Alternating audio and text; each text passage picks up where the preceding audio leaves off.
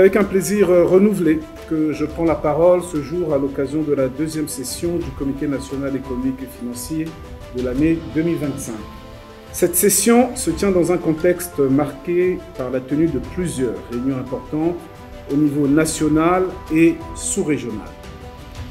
La réunion de Libreville du cadre permanent de concertation des trésors publics de la CEMAC a porté sur un thème d'une importance cruciale pour la soutenabilité de nos finances publiques. Réforme fiscale et pérennité du marché des valeurs du trésor de la CEMAC.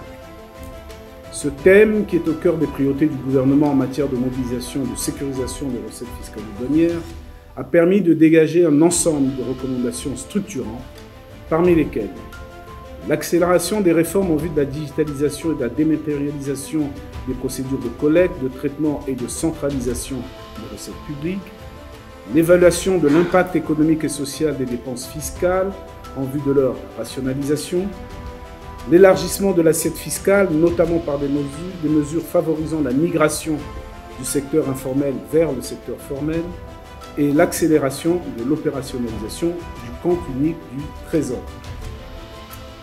Le Congo s'approprie pleinement ces recommandations et s'engage à leur mise en œuvre avec fermeté, rigueur et responsabilité afin de garantir la mobilisation optimale des ressources nécessaires à la couverture des dépenses courantes de l'État et des dépenses d'investissement en vue d'une croissance forte, inclusive et durable. Ma récente tournée dans les départements de Pointe-Noire et du Puy-Loup m'a permis d'adresser sans ambiguïté un message clair aux agents et cadres de l'administration douanière ainsi qu'à l'ensemble des opérateurs économiques. Cet élan de mobilisation nationale sera poursuivi. La 14e rencontre entre la COBAC et la profession bancaire à Bangui a eu pour thème principal l'exposition des banques aux risques souverains. Ce thème s'est révélé particulièrement pertinent. En effet, dans la quasi-totalité des pays de la CEMAC, l'accroissement de la concentration des financements bancaires sur les États représente un risque systémique majeur. La question des créances en souffrance, également abordée au cours de cette rencontre, appelle une vigilance accrue afin de préserver la stabilité financière de notre sous-région. Je salue les pistes de solutions identifiées à l'issue de ces travaux et forme le vœu que la BEAC et la COBAC puissent nous proposer, dans les meilleurs délais, une feuille de route pragmatique et applicable. La rencontre de Douala a permis de consolider les relations du Trésor public avec son réseau de spécialistes en valeur du Trésor dans le cadre de concertations mises en place par l'arrêté numéro 1493 du 13 juin 2025. Cette initiative traduit la volonté du gouvernement d'améliorer la transparence, l'efficacité et la coordination des interventions du Trésor sur le marché financier. Au cours de cette réunion, nous avons eu avec les SVT un dialogue franc et constructif qui a permis d'envisager des perspectives optimistes. Cela témoigne de l'engagement des SVT à accompagner le Congo en vue de favoriser un retour à des conditions normales et soutenables de financement de l'État pour le bien-être de nos concitoyens.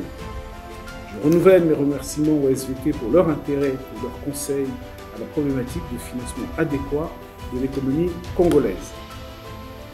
Enfin, la session du comité ministériel de l'UMAC à Malabo a quant à elle mis en exergue la nécessité d'approfondir la coordination des politiques économiques et de maintenir le cap des réformes, condition essentielle à la stabilité de notre union monétaire et à l'accélération de la croissance économique dans un environnement international entouré, comme nous le savons tous, de plusieurs incertitudes.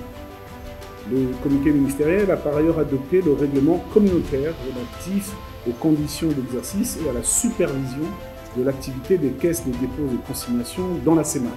Monsieur le secrétaire général, je vous remercie, je vous félicite pour ce résultat.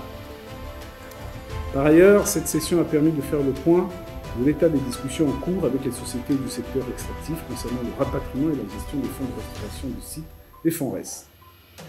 Mesdames et messieurs, je ne saurais terminer mon propos sans vous renouveler mes remerciements pour votre soutien constant à l'action du gouvernement. Comme à l'accoutumée, je ne doute pas que votre expertise et vos riches contributions rehausseront la qualité du débat. Sur ces mots, je déclare ouverte la deuxième session ordinaire du Comité national économique et financier de l'année 2025. Je vous remercie.